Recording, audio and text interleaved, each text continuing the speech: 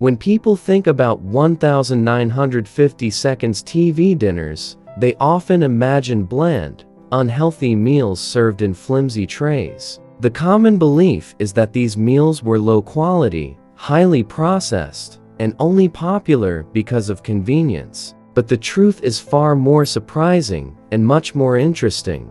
The first major misconception is that TV dinners were originally considered junk food.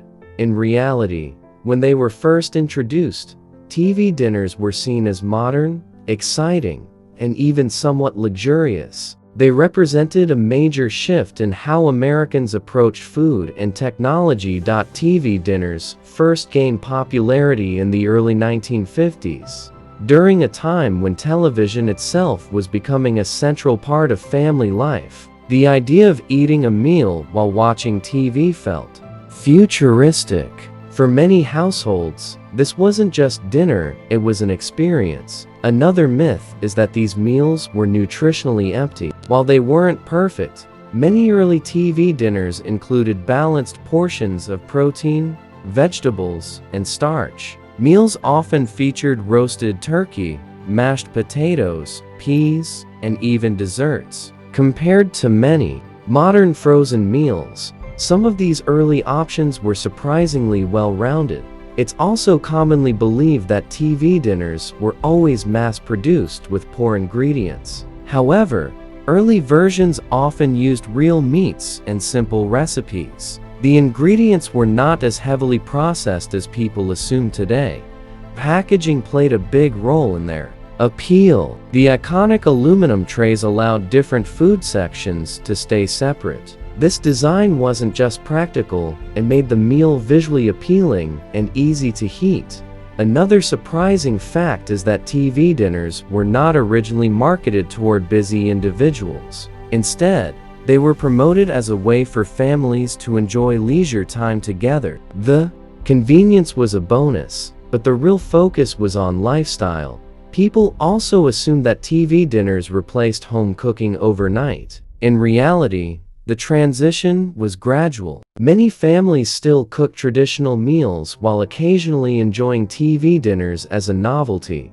The biggest lie might be the idea that TV dinners ruined American eating habits from the start. While they did contribute to changes over time, the early versions were not as unhealthy as modern stereotypes suggest. Understanding the true history of TV dinners reveals a more balanced story. They were not simply cheap, unhealthy shortcuts, they were a reflection of innovation, culture, and changing lifestyles in the 1950s. Another common misunderstanding about 1950 seconds TV dinners is how they were actually prepared and consumed. Many people assume these meals were rushed, eaten quickly, and lacked any real enjoyment. However, the reality was quite different. In many households, eating a TV dinner was treated as something special. Families would gather in front of the television, often for one of the few programs available at the time. The novelty of combining entertainment with dining created a unique experience. The quality of early TV dinners is also often underestimated. While they were frozen meals, the freezing process helped preserve ingredients without the need for excessive additives. This was very different from today's heavily processed convenience foods.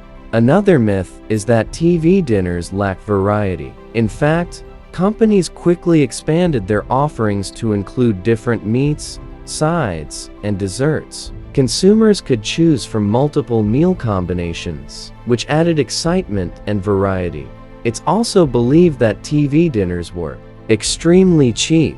While they were affordable, they were not considered the lowest quality option. In some cases, they were even seen as a premium convenience product. The idea that TV dinners were unhealthy from the beginning is also misleading. Portion sizes were often smaller than modern meals, which helped limit calorie intake. Additionally, meals were typically balanced with a mix of protein, vegetables, and carbohydrates. Another interesting point is how these meals influenced kitchen habits. With less time spent cooking, families began exploring new routines and lifestyles. This shift played a role in shaping modern food culture.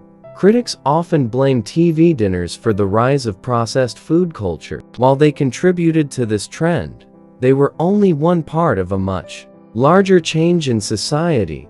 Looking back, TV dinners were not just about convenience, they represented innovation, changing lifestyles, and the growing influence of technology in everyday life.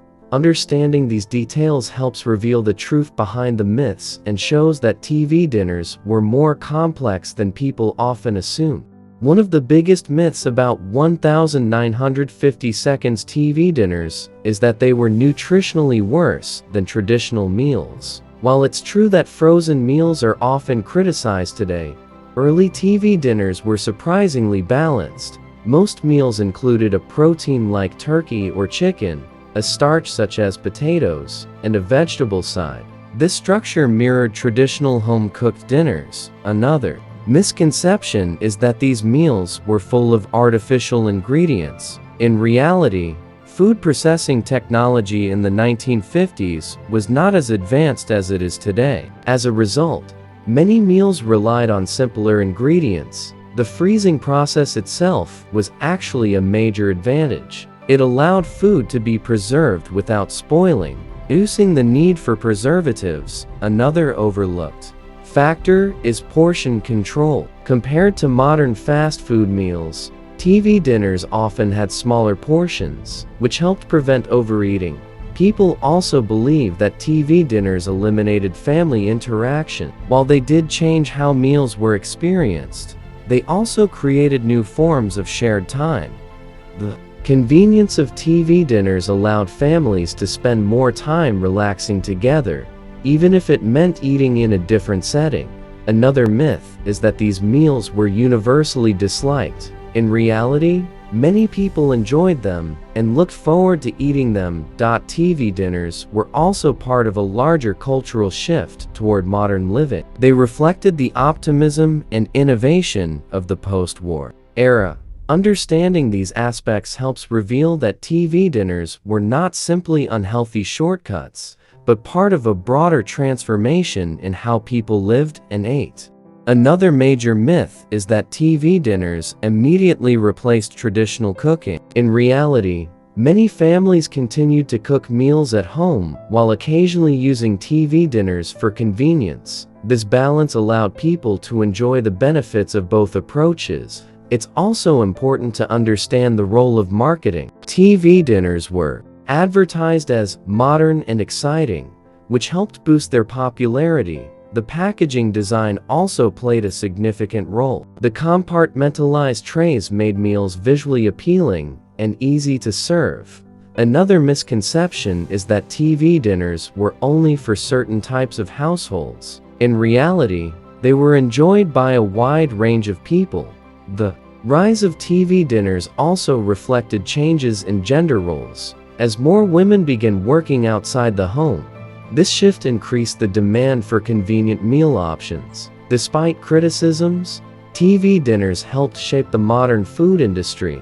They introduced new ideas about convenience, packaging, and food preparation. Understanding these factors helps explain why TV dinners became so popular and why their impact continues today. Looking back at the history of TV dinners, it becomes clear that many common beliefs are oversimplified. These meals were not just cheap, unhealthy options, they were part of a major cultural shift. They reflected changes in technology, lifestyle, and family dynamics. While modern versions of frozen meals may differ, the original concept was innovative and even revolutionary. TV dinners allowed people to rethink how meals could be prepared and enjoyed. They also played a role in shaping the convenience-focused food culture we see today. However, it's important to separate myth from reality.